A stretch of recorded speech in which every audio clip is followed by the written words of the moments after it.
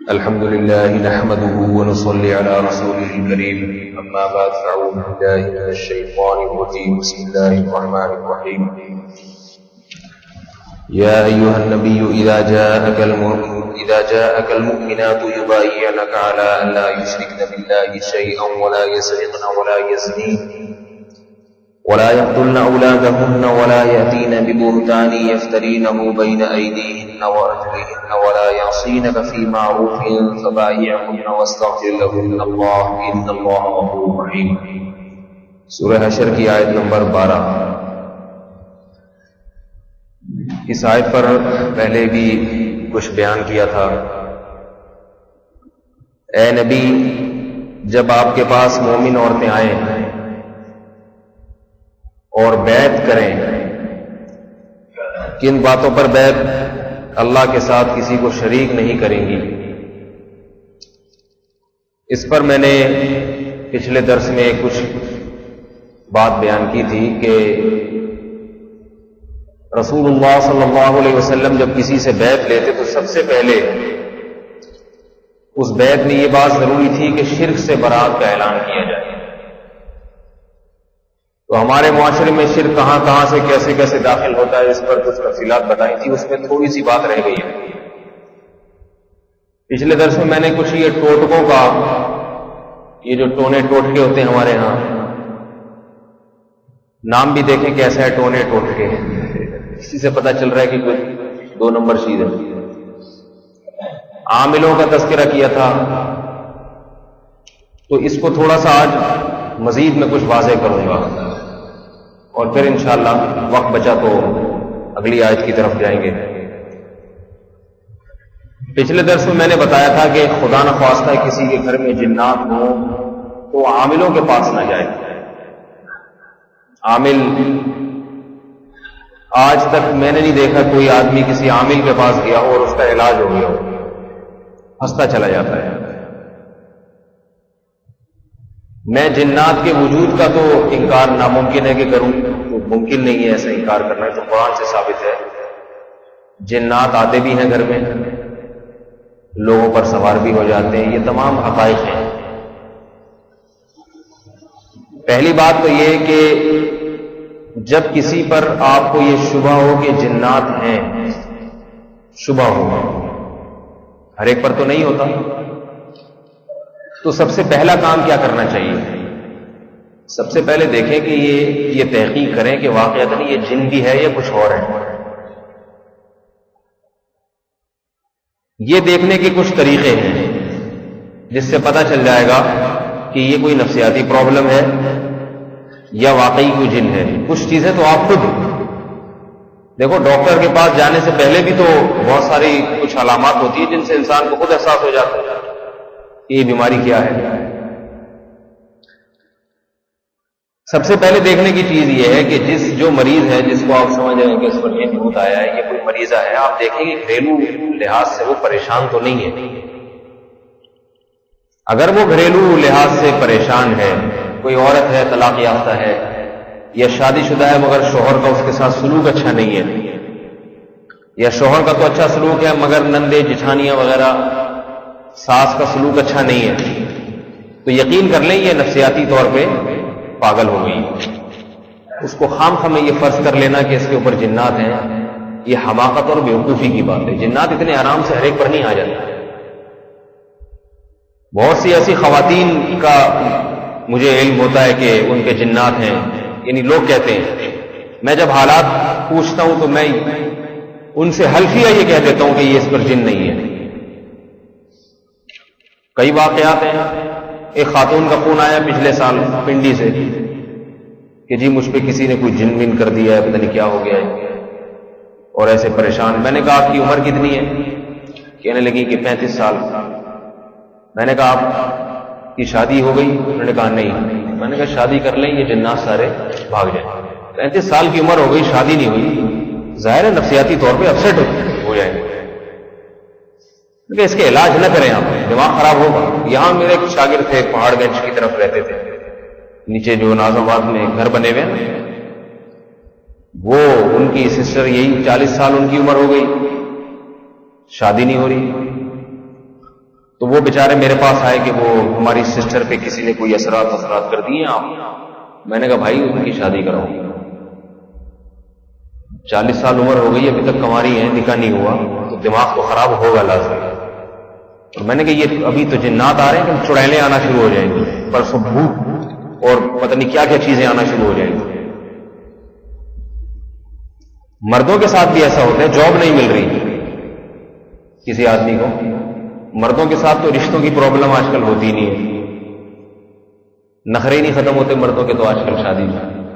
مردوں کے ساتھ پرابلم ہوتی ہے بے روزگاری کی. سمجھ رہے ہیں نا, ظاہر ہے انسان لڑکا جوان ہو جائے روزگار نہ ہو, گھر میں بھی تانے سننے کو ملتے ہیں, دوستوں میں اٹھتے بیٹھتے ہوئے شرم آتی ہے اس کو. لڑکی شادی نہ ہونے سے پاگل ہوتی ہے اور مرد بے روزگار ہونے سے پاگل ہوتا ہے.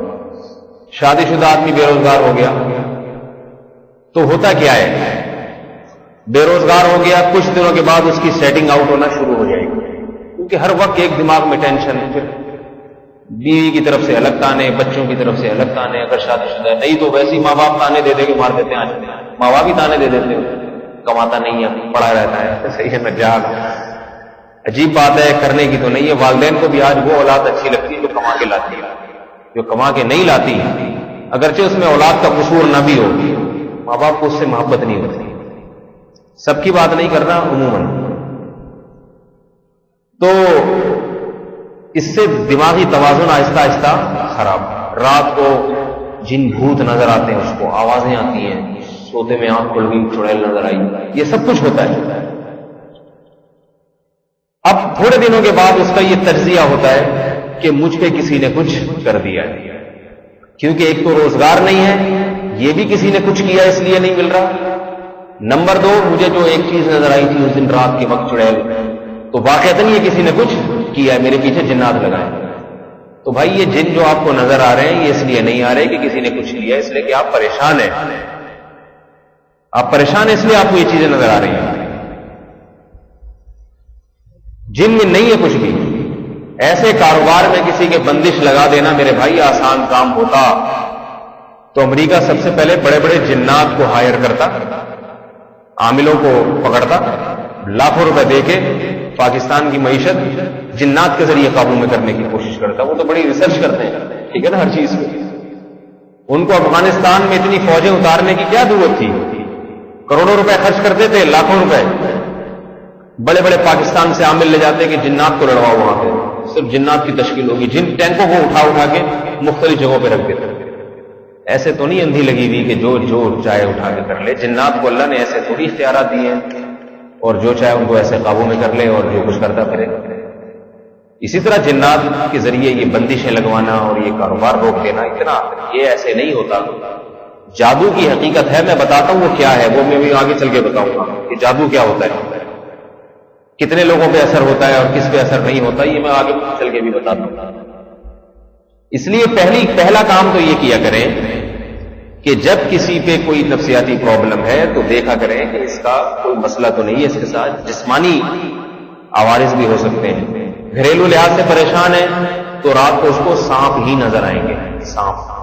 ایک خاتون کا پچھلے سال فون آیا, کہنے لگی مجھے رات کو سانپ بہت نظر آتے ہیں, سانپ, خواب میں سانپ ہی سانپ آتا, پریشان ہو گئی. میں نے کہا کوئی گھریلو آپ کی سسرال میں کوئی مسئلہ ہوگا. پتہ یہ چلا تفتیش کے بعد کہ خوش نہیں ہے ساس سے, اور وہی جوائنٹ فیملی میں جو جٹھانی ہو اوپر, اور وہ کیا ہوتا ہے نند, ٹھیک ہے نا. تو اس قسم کے جو رشتے ہیں عجیب عجیب قسم کے ہوتے ہیں نا. یہ خواتین زیادہ سمجھتی ہیں, ہم اور آپ نہیں سمجھ سکتے. یہ ان کو بیچاریوں کو واسطہ پڑتا ہے نا چڑیلوں سے, تو ہم نہیں سمجھتے. یہ تو میں نے کہا کہ یہ وہ آپ کی جٹھانیاں اور نندے تنندے ہیں جو آپ کو سانپوں کی شکل میں خواب میں آ رہی ہیں. یہ کوئی جنات نہیں ہے, الگ سے کوئی مخلوق نہیں ہے, یہ وہی ہے. کیونکہ آپ نے دماغ میں تصور بٹھا لیا کہ یہ میرے خلاف ہیں اور یہ ممکن ہے وہ ظلم بھی کرتی ہے. وہی ہے جو چڑیلیں آپ کو خواب میں آ رہی ہیں. خواب میں انسان جو دن میں ہوتا ہے وہی خواب میں اس کو مختلف شکلوں میں آنا شروع ہو جاتا ہے. جو آدمی پرسکون زندگی گزارتا ہے اس کے خواب بڑے اچھے اچھے ہوتے ہیں. جو ٹینشن میں زندگی گزارتا ہے اس کے خواب خطرناک ہوتے ہیں. ہمارے ایک بہت قریبی رشتے دار کو خواب آیا، وہ روزگار کے معاملے میں بہت زیادہ پریشان ہے، روزگار ان سے چھوٹ گیا، قرضوں میں جکڑ گئے. پھر ان کے بارے میں بھی لوگوں نے باتیں کرنا شروع کر دی، آپ پر کسی نے کچھ کر دیا، تبھی تو آپ کو روزگار نہیں مل رہا اور آپ پر یہ پریشانی آئی ہے. ایک دن میرے پاس آئے، کہنے لگے مجھے خواب آیا، 2-3 دن سے خواب آ رہا ہے، شیطان انسانی شکل میں آتا ہے اور بڑی خطرناک شکل بنا کے مجھے ڈراتا ہے اور میرے قریب آتا ہے کہ جیسے پکڑ لے گا. میں گھبراہٹ اور بے چینی میں جو ہے نا سانس پھول جاتا ہے اور میری آنکھ کھل جاتی ہے، چیخ مار کے. ان کا کہنا یہ تھا یا ان کا خیال یہ تھا کہ واقعتاً کسی نے مجھ پہ جادو وادو کیا ہوا ہے، تبھی تو یہ خواب میں ایسی چیزیں آ رہی ہیں. میں نے کہا اس کو اگر میں کہوں گا نا کہ یہ آپ کے دن بھر کی پریشانیاں ہیں جو شیطان کی شکل میں خواب میں آ رہی ہیں، تو اس کو یقین نہیں آئے گا میری بات پر. میں نے کہا اس بحث سے کہ یہ ہے کیا، میں آپ کو ایک علاج بتاتا ہوں. میں نے کہا جی بتائیں علاج کیا. میں نے کہا آئندہ وہ آئے نا اگر خواب میں، آپ نیت کر کے سوئیں کہ بجائے وہ آپ کے پیچھے بھاگے آپ اس کے پیچھے بھاگنا شروع کر دیں. بولے آج رہا آج رہا، ڈرا رہے نا ایسی شکلیں بنا کے. بولا آؤ شاباش لگا تم یہ کھینچ، وہ ڈرائے گا، آپ اس کو ڈراؤ تو بھاگ جائے گا وہ، ٹھیک ہے نا. اور قریب جا کے ایک زور سے تھپڑ مارو کھینچ کے، اسے ذرا ہمت کرو ایک دفعہ. تو وہ کہتے ہیں کہ اس کے بعد وہ آیا ہی نہیں. صحیح ہے نا، جس دن یہ نیت کر کے سویا نا میں جا کے ماروں گا اس کو، آیا ہی نہیں. خالد بن ولید رضی اللہ تعالیٰ عنہ کو اللہ کے نبی نے بھیجا ایک درخت کو کاٹنے کے لیے. اس درخت کی پوجا کی جاتی تھی، اس پہ جنات تھے. تو جاہلیت میں لوگوں نے اس درخت کی پوجا پاٹ شروع کر دی، جنات کی پوجا پاٹ. جنات اور شیر ہو گئے کہ یہ تو انسان ہم سے ڈرتا ہے. قرآن میں بھی اس بات کا ذکر ہے کہ جنات نے اس کا اعتراف کیا ہے کہ انسان نے ہماری پوجا اور ہم سے اتنا ڈرنا شروع کر دیا کہ اس چیز نے ہم میں تکبر پیدا کر دیا. تو خالد بن ولید رضی اللہ تعالیٰ اس درخت کے قریب ہے، وہ جن سلطہ آپ کے حملہ کرنے کے لیے ایسے شکلیں بنا کر خالد نے ایک تلوار گھمائی، اس کو مار دیا. ٹھیک ہے نا، درخت بھی کاٹ دیا. کوئی پرواہ نہیں کی کہ اس پہ کتنے جنات چھڑا لیں. دیکھو یہاں میں ایک بہت اہم بات آپ لوگوں کو بتاؤں، بہت اہم بات. مجھے لوگ یہ اعتراض کرتے ہیں میرے اوپر، ادھر توجہ فرمائیے، کہ یہ بزرگوں کو نہیں مانتا. یعنی اس طرح کی جب میں باتیں کرتا ہوں، کتنے بڑے بڑے بزرگ ہمارے موجود ہیں جو عامل ہیں، جو عملیات کرتے ہیں اور جنات اتارتے ہیں، اور کتنے لوگ ہیں ایسے، یعنی دیوبندیوں میں بھی ہیں، تبلیغی میں بھی ہیں اور جہادیوں میں بھی ہیں. جبکہ میں کہتا ہوں یہ کام سرے سے غلط ہے، یہ میرا دعویٰ ہے. سمجھ آئیے نا بھائی، یہ بالکل قوم کو بیوقوف بنانے والی بات ہے. البتہ جو نیک لوگ یہ کام کر رہے ہیں وہ بیوقوف خود بنے ہوئے ہیں بیچارے. بعض دفعہ آدمی خود بیوقوف بن کے ناسمجھی میں دوسروں کو بیوقوف بنا رہا ہوتا ہے، ٹھیک ہے نا. اس کو خود پتہ نہیں ہوتا کہ میں خود بیوقوف بن رہا ہوں. عامل کیسا ہی کیوں نہ ہو، خواہ تبلیغ میں وقت لگاؤ، خواہ جہاد میں وقت لگاؤ، خواہ جامعۃ الرشید سے فارغ ہو، میرا اپنا مدرسہ، ٹھیک ہے نا، خواہ کتنے بھی بڑے بزرگ کا خلیفہ ہو، عامل بننے کے بعد سب سے پہلا کام یہ ہوتا ہے کہ اس کے دماغ پہ اثر ہوتا ہے سب سے پہلے. لہذا اس کو ایسی چیزیں نظر آنا شروع ہوتی ہیں جن کی کوئی حقیقت ہے ہی نہیں. دنیا میں اللہ نے ایسی کوئی چیز پیدا نہیں کی وہ اس کو نظر آ رہی ہے. موکل آنا شروع ہو جائیں گے، حالانکہ موکل کی کوئی حیثیت، وہ چیز ہی نہیں ہے موکل.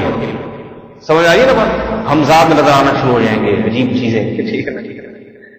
اور بہت سے ایسی جنات جو ہوتا ہی نہیں کچھ لیکن اس کو نظر آتا ہے. وجہ اس کی میں نے پچھلے بیان میں بتائی تھی کہ عملیات کرتے کرتے دماغ کی سیٹنگ ہو جاتی ہے آؤٹ. سمجھ آئیے نا. اس دعوے کی سب سے بڑی دلیل یہ ہے صحابہ کرام میں بھی جنات آیا کرتے تھے. جنات اتارنے کی ضرورت ہر دور میں رہی ہے، لیکن 1,24,000 صحابی میں ایک بھی عامل نہیں تھا جس نے یہ فن باقاعدہ سیکھا ہو. سمجھ میں آ رہی ہے بات آپ حضرات؟ ایک بھی نہیں. تابعین میں کوئی ایک بھی عامل نہیں ملتا جس نے چلے کاٹے ہو بیٹھ کے کہ میں کسی کا جن اتاروں. حالانکہ اس وقت بھی جنات آیا بھی کرتے تھے اور اترتے بھی تھے، بھاگا بھی کرتے تھے. مشہور واقعہ، صحابی گئے.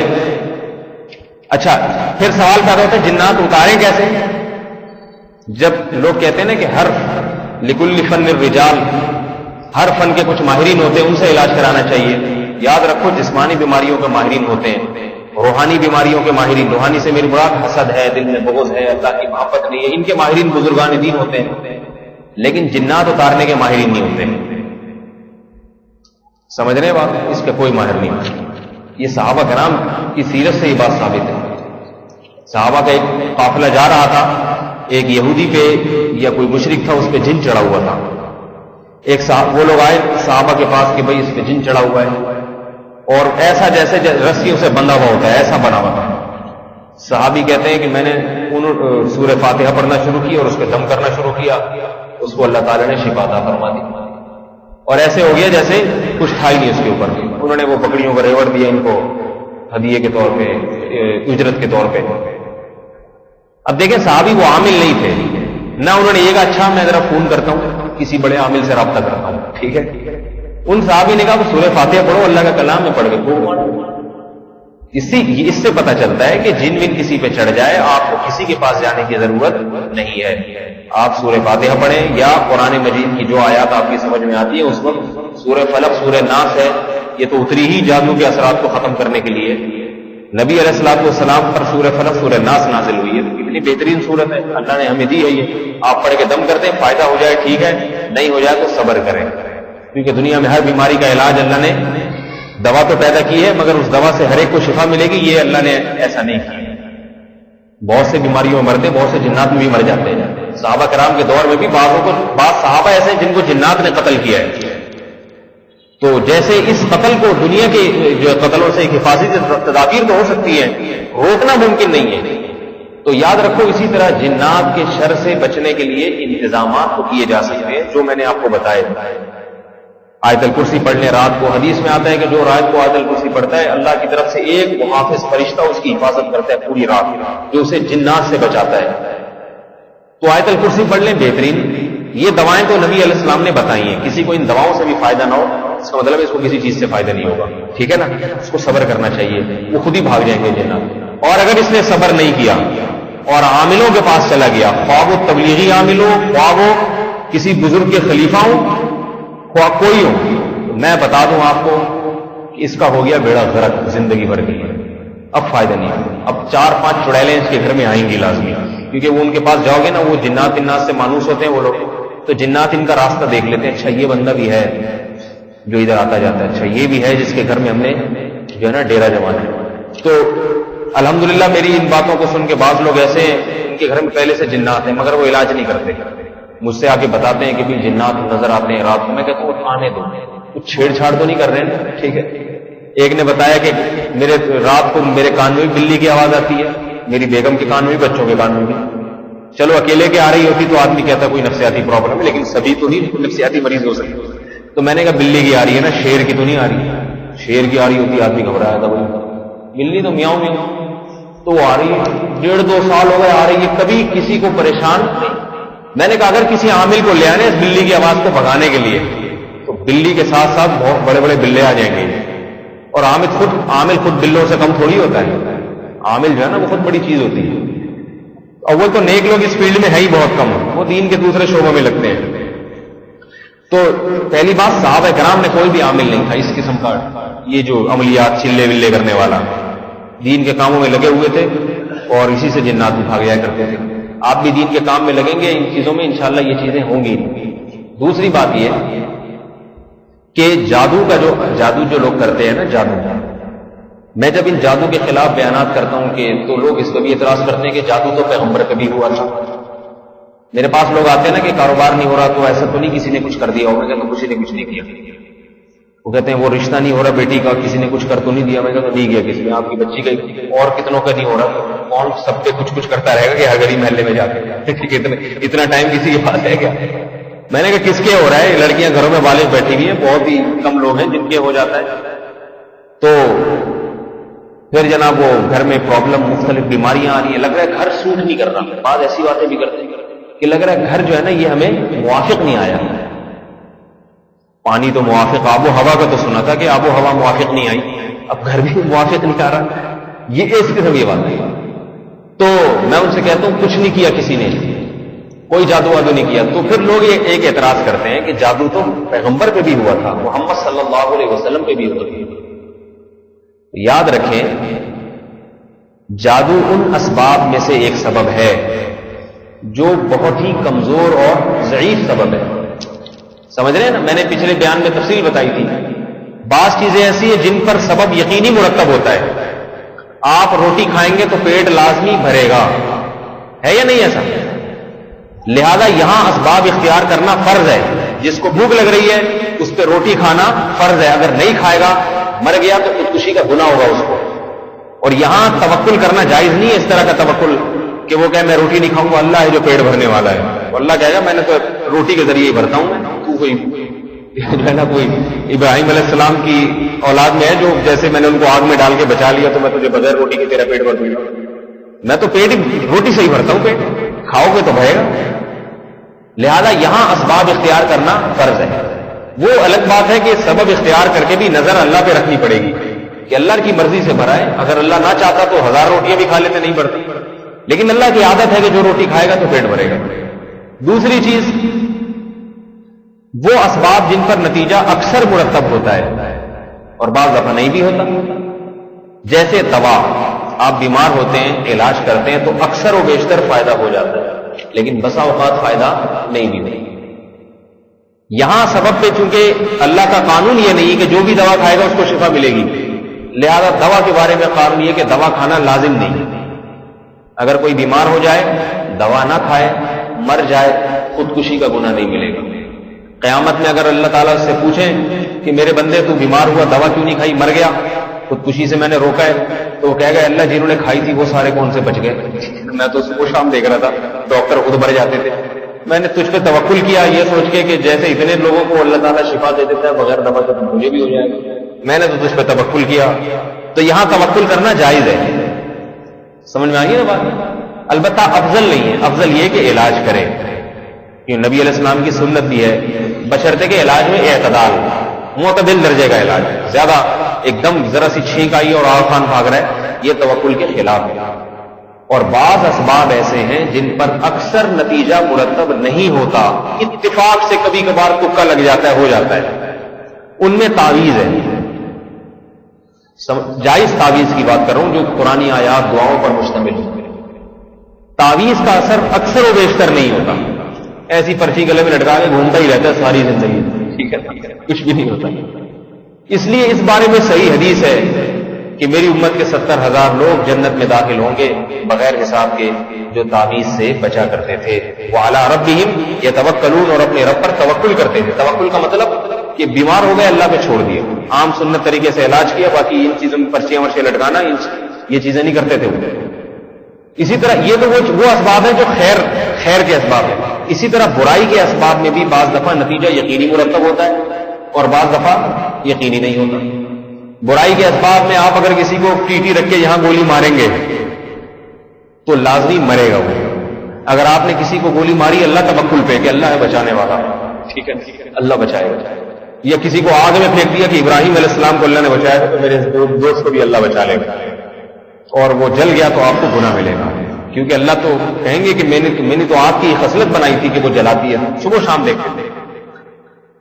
ایسے اسباب سے بچنا فرض ہے، آگ سے دور رہنا فرض ہے، گولی بندوق کی چیزوں سے احتیاط کرنا فرض ہے. بعض اسباب ایسے ہیں جن پر برا نتیجہ کبھی مرتب ہوتا ہے کبھی نہیں ہوتا.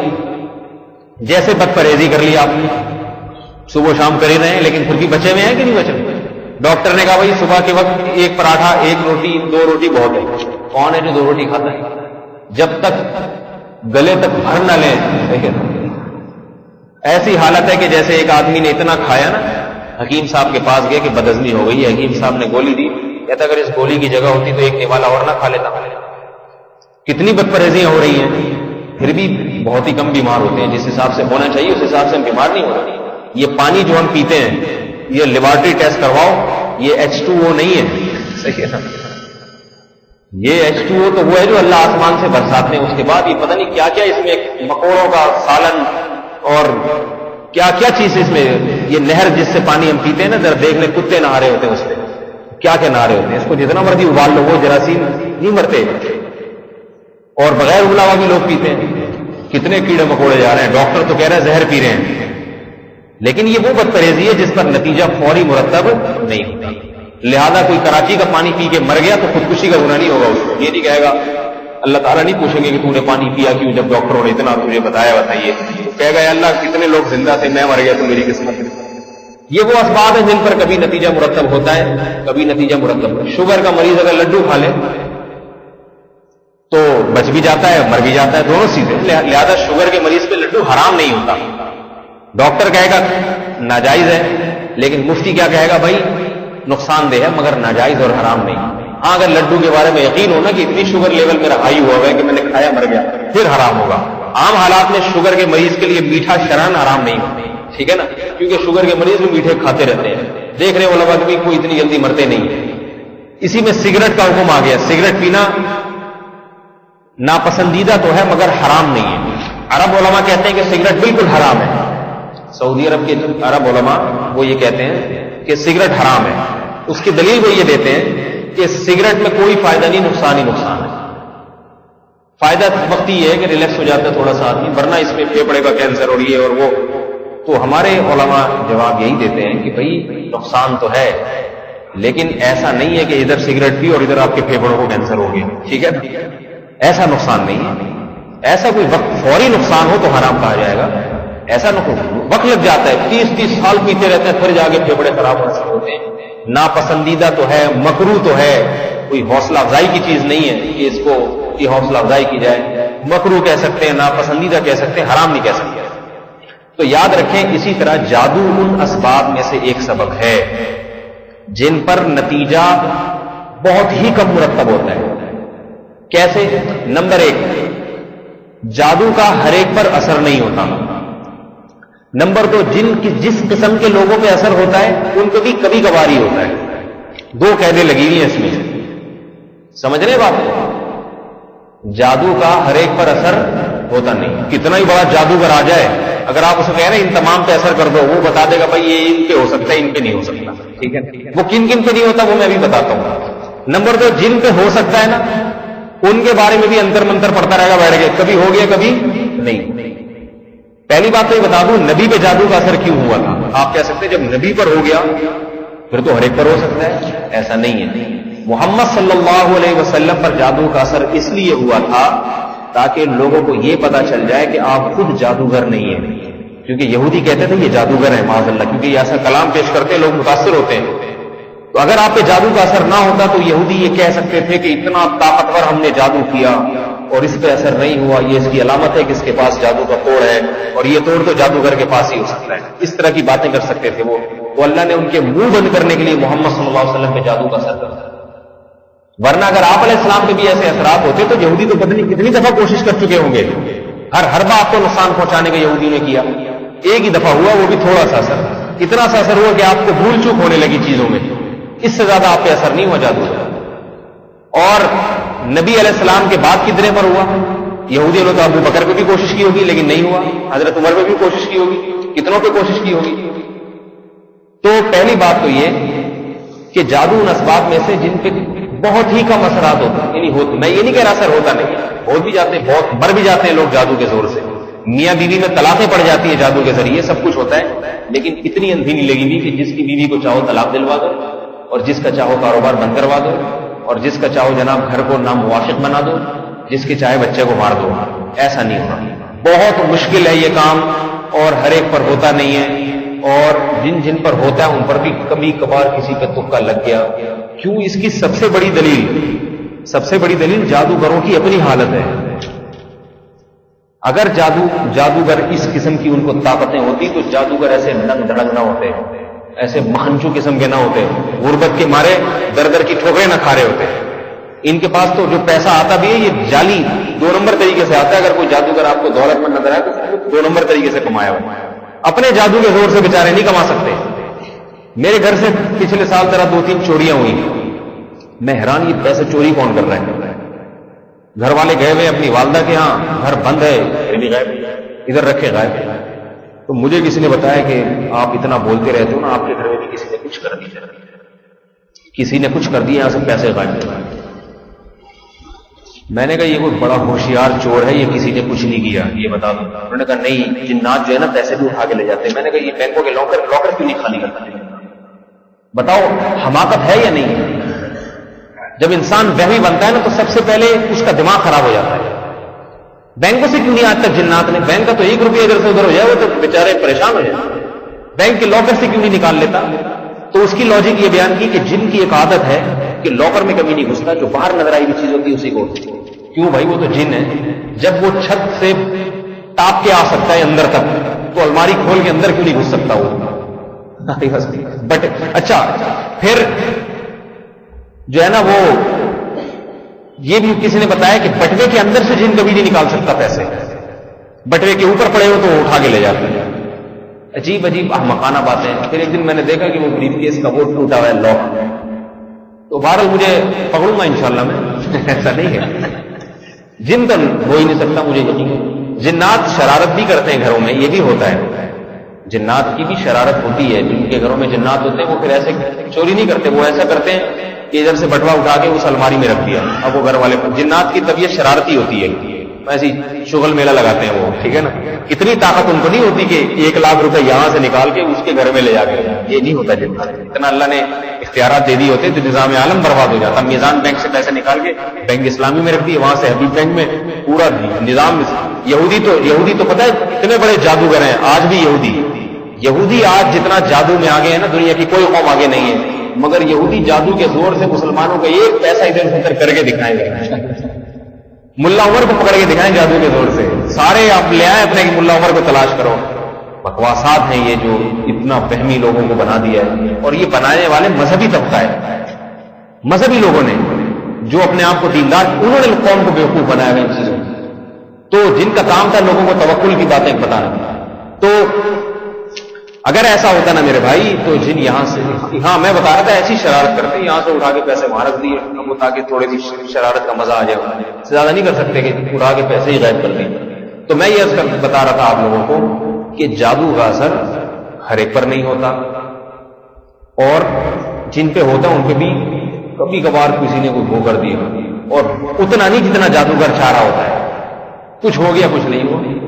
اسی طرح میاں بیوی میں جو طلاق بعض دفعہ جادوگر ڈلوا دیتے ہیں ہوتا ہے تو قرآن سے ثابت ہے، یفرقون به بین المرء وزوجہ، میاں بیوی میں جدائی. تو یہ بھی آسان نہیں ہے. لاکھوں پر جادو کیا جائے ممکن 1-2 میں طلاق ہو جائے، ہوتی ہے. اور وہ بھی ہر ایک پر نہیں، بلکہ اس کے پہلے سے بھی ممکن ہے کچھ اسباب ہو تو اس کو اور شے مل جائے جادو کی طاقت سے. یہ تمام چیزیں ہوتی ہیں. تو کن کن پہ جادو کے اثرات نہیں ہوتے؟ پہلی بات تو یہ کہ علماء پہ ہوتے ہی نہیں بالکل جادو کے اثرات. اس پہ بعض لوگوں کا اشکال ہوگا، نہیں ہم نے تو بڑے بڑے علماء کے بارے میں سنا ان پر جادو ہوا ہوا تھا. حضرت مولانا یوسف لدھیانوی رحمہ اللہ تعالی شہید، ان کے بارے میں لوگ ہر تیسرے دن خبر ہوتی تھی کہ ان پہ قادیانیوں نے جادو کیا. وہ بیچارے وہ بھی خود بھی یہ سمجھتے تھے کہ شاید مجھ پہ جادو کیا. میں اس وقت چھوٹا بچہ تھا، لیکن مجھے حیرانگی ہوتی تھی کہ ان کو پتہ کیسے چلتا ہے. ان پہ فالج ہوا تو جس عمر میں وہ اس عمر میں تو فالج ہو جاتا ہے لوگ. میں حیران ہوتا تھا یہ دیندار لوگ ایسی باتیں کیوں کرتے ہیں. تو ہمارے مفتی رشید احمد صاحب رحمۃ اللہ نے ایک دفعہ ان کو بلایا اپنے پاس وہاں خانقاہ میں، اور فرمایا کہ میں حلفیہ کہتا ہوں آپ پر جادو کے اثرات نہیں. قادیانی جادو کے زور سے آپ کا ایک بال بھی نہیں توڑ سکتے، سفید نہیں کر سکتے آپ کا. آپ عالم ہیں، نہیں ہوتا عالم پہ جادو کا اثر. پھر ان کو تسلی ہوئی ہے، ورنہ ان کی مریدوں نے تو یہ اڑا دیا تھا جادو ہو گیا. حالانکہ بیمار تھے، بیماری انسان کے ساتھ لگی ہوئی ہے. وہ بیچارے مریدین بھی جادو توڑنے کے ٹوڑ میں لگے ہوئے ہیں، آلتو جلال تو آئی والا کو ڈال تو مختلف قسم کے، صحیح ہے نا. تو حضرت نے ان کو تسلی دی، اس کے بعد ان کو تسلی ہوئی. تو دوسری یہ جو میں باتیں کر رہا ہوں یہ اہل علم نے باقاعدہ کتابوں میں لکھی ہیں، اور مشاہدہ بھی ہے اور حقیقت بھی ہے. ورنہ نظام عالم برباد ہو جائے اگر اس طرح سے اثرات جادو کے اثرات ہو جائے. مجھ پہ جادو کا اور جملے کا بیان الٹا سیدھا کروا لو، جو میرے مریدین ایک نیا فرقہ کھڑا کر دیں گے وہ، ٹھیک ہے نا. تو ایسا تھوڑی ہوتا ہے. تو پھر جو ہے نا وہ دوسری بات، عالم پہ جادو کا اثر نہیں ہوتا. ہمارے مفتی رشید احمد صاحب کی آواز بند ہو گئی تھی ایک وقت تک کے لیے. کسی نے کہا آپ نے سفلی کر دیا ہے. تو عجیب بات ہے کہ بیماری ایسی تھی کہ آواز کھلنے کا اندیشہ نہیں تھا، لیکن حضرت کی آواز کھل گئی کچھ دنوں کے لیے. حضرت فرمایا جو یہ کہتے ہیں نا کہ مجھ پہ سفلی کیا ہے، وہ اس کو جو ہے نا بڑے چیلنج کیا کرتے تھے. فرماتے تھے کہ مجھ پہ کوئی سفلی نہیں کر سکتا. کوئی لاؤ، کوئی بندہ بتاؤ جس نے جو یہ دعویٰ کرتا ہے، میں اس کے سارے سفلی یاد نکال کے دکھا. ایک جادوگر تھا، اس کے بارے میں جادو مسکرزم وغیرہ کرتا تھا. اس کے بارے میں کسی نے کہا کہ حضرت وہ جو ہے نا ایسا کرتا ہے کہ بندے کو جو ہے نا اٹھا لیتا ہے زمین سے اوپر ہوا میں معلق، نہ نیچے نہ اوپر. تو وہ آپ پہ ایسا جادو کرے گا کہ آپ کو ہوا میں اٹھائے گا اور چھت کے نیچے زمین سے اوپر. حضرت فرمایا بلا لو. فرمایا وہ تو مجھے اٹھائے گا. بول تو فرمایا ناممکن ہے کہ مجھے اٹھا لے. اور دوسری بات فرمایا کہ میں اس کو الٹا کر دوں گا, سر اوپر پاؤں نیچے, ایسی اس پہ نظر ڈالوں گا کہ الٹا. فرمایا اگر نظر سے نہیں ہو تو ایسے پکڑ کے کر دوں گا. مقصد تو الٹا کرنا ہے نا کسی کو, جس طرح سے بھی طاقتور تھے ماشاءاللہ, یوں اٹھاؤں گا ٹانگوں سے اور الٹا لٹکا دوں گا اس کو. تو جادو کا اثر نمبر 1 علماء پر نہیں ہوتا. نمبر 2 جادو کا اثر حکمرانوں پہ نہیں ہوتا. سمجھ رہے ہیں کیوں نہیں ہوتا؟ اس لیے کہ نظام عالم برباد ہو جائے گا. ایسے اندھی لگ رہی ہے, کسی جادوگر کو بولے علاقے کے ناظم کو لگڑا کر کے دکھا دے تاکہ میں اس کی سیٹ لے آؤں, کبھی نہیں کرے گا. وہ کہے گا بھائی میں نہیں کر سکتا. ٹھیک ہے نا, یہ جادوگروں کی طاقت بتا رہا ہوں آپ لوگوں کو. ورنہ یہ جو سیاسی لوگ ہیں نا, یہ تمام حربے استعمال کرتے ہیں. یہ جادوگروں کے پاس جائیں اور بولیں کہ بھائی حسین بھائی کی جگہ مجھے لے آؤ. ٹھیک ہے نا, میں ناظم بننا چاہتا ہوں. اور زرداری کی جگہ دیکھو, کہا جاتا ہے زرداری پہ الزام لگایا جاتا ہے کہ بے نظیر کو مروایا اس نے. مجھے نہیں پتا اس نے مروایا نہیں مروایا, اگر بالکل مروایا ہے تو زرداری کو یہ گناہ مول لینے کی کیا ضرورت تھی. جاتا کسی عامل کے پاس, ملک کے مشہور ترین عامل جو تمام عاملوں کا جادوگروں کا سردار ہے, اس کو جا کے بولتا ہے یار تو کوئی ایسا دم بتا دے, تعویذ بتا دے, محترمہ رات کو سوئیں اور صبح اٹھنا نصیب نہ ہو, تاکہ سانپ بھی مر جائے اور لاٹھی بھی نہ ٹوٹے. اس کو پتا تھا ایسا نہیں ہوتا. ورنہ اور ہم خود صدر صاحب سے کتنے پریشان ہیں, ہم لوگ نے کبھی آج تک رابطہ نہیں کیا. ہمیں پتا ہے کچھ بھی نہیں ہوگا, ایسی وقت کی بربادی والی بات ہے. ملکوں کی جنگیں ہو جاتی ہیں, کوئی ایک دوسرے پہ جادو نہیں کر سکتا, کوئی جنات ونات سے کام نہیں لے سکتا. ایک عالم تھے انڈیا کی جیل میں گرفتار تھے, تو ہمارے مولوی صاحب ان کو چھڑوانا چاہ رہے تھے. پہلے وقت کی بات ہے, وہ جو ہائی جیکنگ ہوئی تھی نا, وہ جو مولانا مسعود صاحب کی بات بتا رہا ہوں آپ کو, وہ انڈیا کی جیل میں کافی عرصہ گرفتار تھے. ہمارے استاذ نے کسی نے بتایا کہ ایک عامل ہے بہت بڑا پنجاب میں, اس کا جادو سر چڑھ کے بولتا ہے, اس سے کام لے, وہ جنات کے ذریعے جیل سے اٹھا کے لے آئے گا. کہہ رہے ہیں کہ ہم نے کہا ٹرائی کرنے میں کیا حرج ہے, ٹھیک ہے نا, جہاں اتنے چلو ایک ٹرائی کر کے دیکھ لیں. اس کو بلایا, ہم نے کہا ہاں بھائی کیا تمہارا حساب کتاب ہے. تو اچھا اس کو جب فون کیا, اس نے بڑے بڑے دعوے کیے کہ میں تو جادو ایسا کر کے دکھاتا ہوں, کرتب بھی دکھا دیتا ہوں. پڑھا نظر کے دھوکے ہوتے ہیں, یہ احمقوں پہ ہی ہوتے ہیں یہ نظر کے دھوکے. عام آدمی پر یہ نظر کے دھوکے بھی نہیں ہوتے. کسی کے سامنے بٹھا کے بولے نا کہ بھائی کسی سمجھدار آدمی کے سامنے جو ان کی نگاہوں سے جلدی متاثر نہ ہوتا ہو, اس کے سامنے بولیں کہ یہ کرتب دکھاؤ, یہ نہیں دکھا سکتے. بولیں کہ نہیں یہ بیٹھا ہوا ہے, نہیں ہو سکتا. ٹھیک ہے نا, یہ جائے گا پھر ہوگا. اس طرح کی چیزیں بھی ہوتی ہیں. تو اس عامل کو بلایا, اس عامل کو کہا کہ بھئی آپ آ جائیں. اتنا اس نے اتنا معاوضہ مانگا, حالانکہ اس کو معاوضے کی ضرورت تھی. آپ لوگ کسی جن کو بولے کہ اتنا ہوٹل سے 4 روٹیاں اٹھا کے لے, کھاتا پیتا رہا, مزے موج ملا کر. اس نے کہا کہ بھئی میں جب لاہور سے کراچی آؤں, پنڈی سے, پنڈی میں تھا, پنڈی سے جب میں کراچی آؤں گا تو جہاز کا ٹکٹ آپ دیں گے مجھے, اپنے خرچے پہ نہیں آؤں گا. ہمارے استاذ کہتے ہیں مجھے خیال آیا کہ یہ آدمی انڈیا کی جیل سے ان عالم کو اٹھا کے یہاں جنات کے ذریعے لا سکتا ہے, تو یہ جن کے ذریعے پنڈی سے ادھر کراچی نہیں آ سکتا. ایک کک لگائے جن, اس کو اٹھڑی ادھر آ گیا.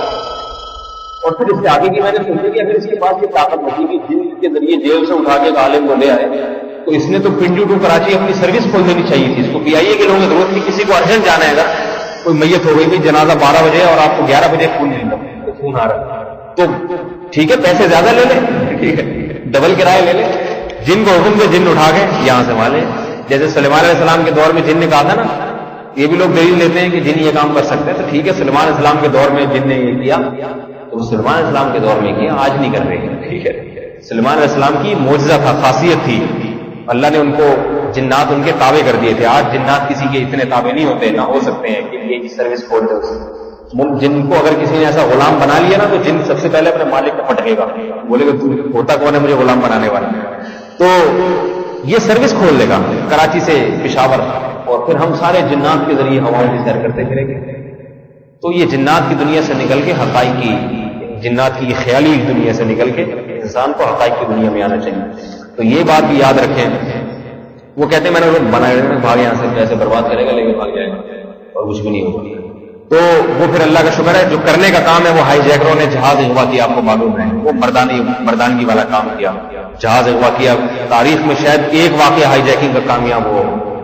کچھ مرد جو ہے نا جو مجاہد گئے انڈیا کے جہاز کو اغوا کر کے لائے لاہور، پھر قندھار اتارا، اور کیا زبردست کاروائی ہوئی تھی. اس کی جو ہے نا وہ پھر الحمدللہ ان کو جیل سے چھڑا کے لائے وہی سب کے ساتھ. تو یہ کرنے کا کام ہوتے ہیں، اسباب اختیار کیے جائیں ان چیزوں کے، جنات کے چکر میں نہیں بیٹھا جائے. بیٹھ جائیں بھائی آپ. تو یہاں بھی یہ بات یاد رکھیں کہ یہ اثرات ہوتے نہیں ہیں. پہلی بات عالم پر اثرات نہیں ہوگا، اثرات نہیں ہوتے. نمبر 2 حکمرانوں پہ نہیں ہوتے. نمبر 3 مشہور شخصیات پہ نہیں اثرات ہوتے. حتیٰ کہ علاقے کا کونسلر بھی ہوگا نا اس پہ بھی نہیں ہوگا اصل میں. اور نیک لوگوں پہ، نیک لوگ جن میں اللہ پہ اعتماد اور توکل ہو ان پہ اثرات نہیں ہوتے. میں نے دیکھا بعض گھروں میں جنات ہوتے ہیں، ہر ایک پہ چڑھے ہوئے. ایک بندہ نمازی پرہیزگار اسے کچھ نہیں کہتے، وہ ڈرتا بھی نہیں ہے ان سے، لہذا اس سے ڈر رہے ہیں، کچھ بھی نہیں کہتے اس کو. تو حوصلہ پیدا کرے، اللہ پہ توکل پیدا کرے، کچھ بھی نہیں ہوگا. کبھی کوئی جن کا خیال آئے رکھ کے چماڑ مار دیں، تصوراتی ہوتی. میں ایک واقعہ سناتا ہوں آپ کو، اس کے بعد اپنی بات ختم کرتا ہوں، وقت کافی زیادہ ہو گیا. یہ موضوع ایک تھوڑا سا اور اس میں کچھ باقی ہے ابھی تفصیل میں ہے نا، وہ پھر انشاءاللہ اگلے ہفتے بیان کروں گا. طالبان کے دور میں ایک مولوی صاحب تھے، اللہ کرے ابھی بھی زندہ ہوں، ورنہ وہاں تو جو بھی ہوتے ہیں وہ تھے ہی ہو جاتے ہیں، شہید ہو چکے ہوتے ہیں. بابر ملکوں کو ایسی تھوڑی لگام دی انہوں نے، شہادتیں پیش کی انہوں نے. تو طالبان کے دور میں ایک تھے، وہ یہ کہتے تھے کہ یہ جنات لوگ ایسے ہی ڈرتے ہیں، میں کسی جن سے نہیں ڈرتا. یہ میں آپ کا حوصلہ پیدا کرنے کے لیے آپ کو بتا رہا ہوں، آپ بھی ایسی باتیں کیا کریں گے. اور خواتین کو بھی یہ بات بتا رہا ہوں، خواتین بھی ایسی باتیں کیا کریں تاکہ یہ چڑیلوں اور بھوتوں کا تصور جو ہے نا ختم ہو اور انسان ان حقائق کی دنیا میں آئے اور یہ تعویذ گنڈوں سے اپنے آپ کو بچا کے رکھے عاملوں کے پاس جانے سے. اچھا یہ پھر میں بتا دوں کہ اب کوئی کسی کا کاروبار میں نقصان ہو یا کوئی رشتوں کی پرابلم ہو تو خدا کے لیے یہ نہ کہا کرے کسی نے کچھ کر دی ہے. یہ اس کی علامت ہے کہ آپ کا اللہ پہ توکل اور اعتماد نہیں ہے. بلکہ یہ آیت پڑھا کریں، ما یفتح اللہ للناس من رحمت فلا ممسک لها وما یمسک فلا مرسل له من بعدہ. اللہ تعالیٰ کسی کے لیے رحمت کا دروازہ کھولنا چاہے کوئی اس کو بند نہیں کر سکتا، اور اگر بند کرنا چاہے دنیا کی کوئی طاقت اسے کھول نہیں سکتی. یہ سب اللہ نے کیا ہے. اگر شادی نہیں ہوئی اللہ کی مرضی ہے. اگر اول تو وہ جو ہماری بھی مرضی ہے نہیں ہو، وہ جو میں نظریہ بتاتا رہتا ہوں، مرد اتنے اللہ نے پیدا ہی نہیں ہے تو کہاں سے شادی ہو جائے گی بھائی؟ جب تک 2-3 شادیاں نہیں کریں گے مرد، وہ تو ہے ہی ہے. یہ تو ممکن نہیں ہے کہ شادیاں ساری خواتین کی آرام سے ہو جائیں جب تک مرد 1-2 شادیاں نہیں کریں گے. وہ تو ویسے بھی نہیں ہوں گی. ٹھیک ہے نا، جنات نہ بھی کرائیں، چڑیلیں نہ بھی بھیجی جائیں، جادو نہ بھی کیا جائے. باقی جو بھی ہے اللہ پہ نظر کی جائے. اس میں کاروبار میں نقصان ہو رہا ہے وہ مجھے یاد نہیں رہا، یہ خواتین بیان میں بیٹھی ہوتی ہیں. میں نے عزم کیا تھا کہ میں اس موضوع پر بولوں گا نہیں، کیونکہ میں نے جب بھی دوسری شادی پہ ذرا سی بات کی نا اگلے ہفتے خواتین بیان میں شارٹ. ٹھیک ہے نا، ابھی مجھے یاد نہیں رہا کہ اوپر خواتین بھی سن رہی ہوں گی، تو اگلے ہفتے نہیں بولوں گا انشاءاللہ. یہ میرا خواتین سے وعدہ ہے، بلکہ نہیں بولوں گا اب انشاءاللہ اس مجلس میں.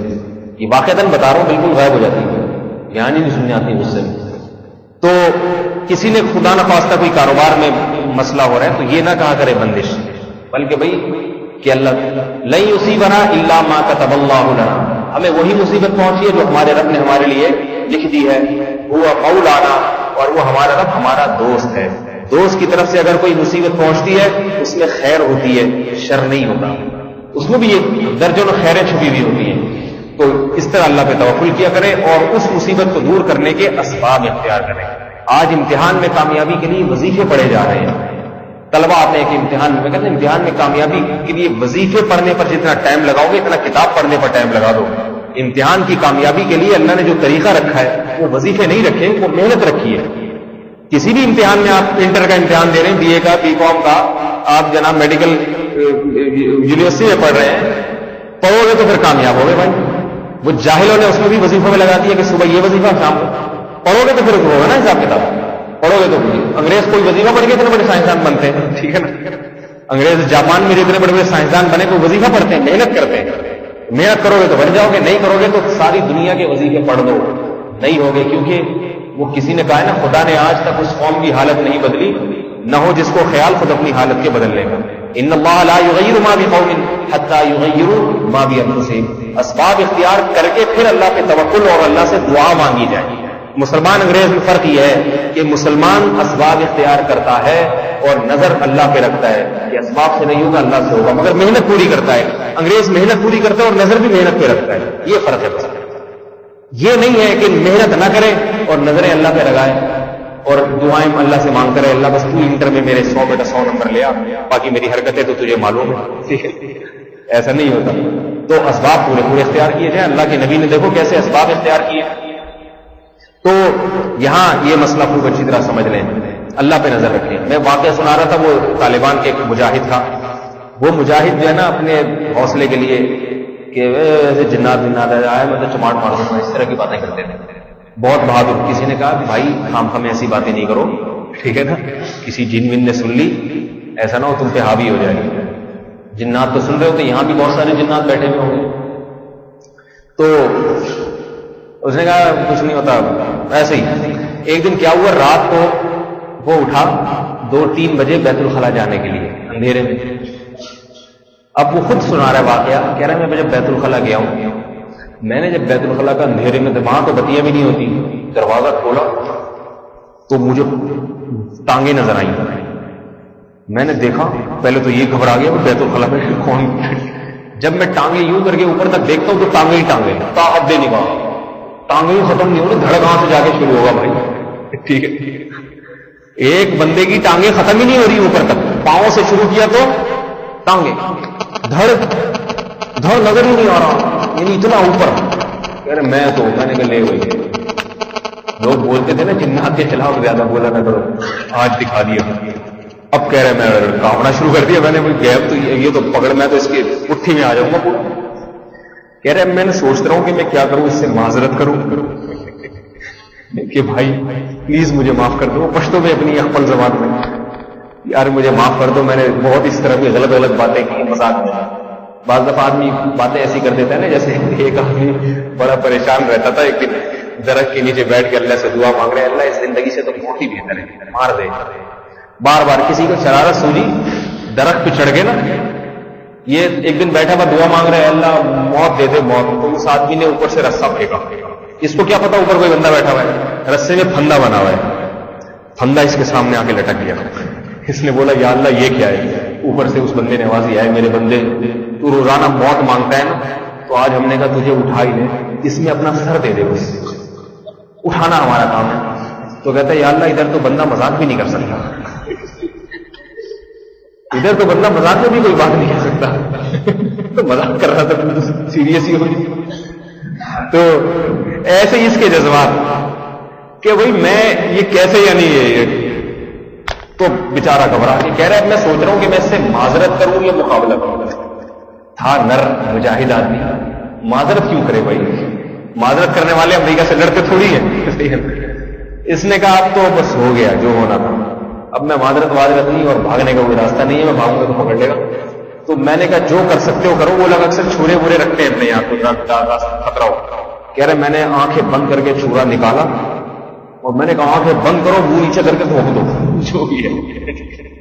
کہہ رہے اللہ اکبر، زور سے پڑ کے میں نے ہاتھ کر کے گھونپا ہے، تو وہ شلوار میں گھس گیا جا کے، شلوار لٹکی ہوئی تھی۔ اس کے بعد جب آنکھ کھولی نا پتہ چلا میری اپنی شلوار جو بیت الخلا میں لٹکا چکا، اور کچھ بھی نہیں ہے، وہم تھا یہ، شلوار کے چھورا آر پار ہو گیا۔ وہ تخیلات سے نہیں، انسان اس طرح کی باتیں زیادہ کر رہا ہوتا ہے، تو وہ رات کا وقت ایسا ہوتا ہے، پھر دماغ پہ ایسا اثر ہو گیا اس کے، ڈرا ہوا پہلے سے تھا وہ کہ میں اتنی ڈینگیں مار چکا ہوں، تو وہ اس کو وہ ٹانگیں نظر آ رہی ہیں، وہ شلوار اور وہ طاعت دینے کا۔ تو اپنے دماغ کا خلل ہوتا ہے اکثر و بیشتر، جس میں انسان کو چڑیل اور بھوت اور اس قسم کی چیزیں نظر آ رہی ہوتی ہیں۔ اللہ تعالیٰ ہمیں اپنی ذات پر کامل ایمان عطا فرمائے اور کامل توکل، اور چڑیلوں بھوتوں سے جو ہے نا ہمیں ان کے شر سے اللہ ہمیں بچائے۔ سبحانک اللہم و بحمدک، نشہد ان لا الہ الا انت، نستغفرک و نتوب الیک۔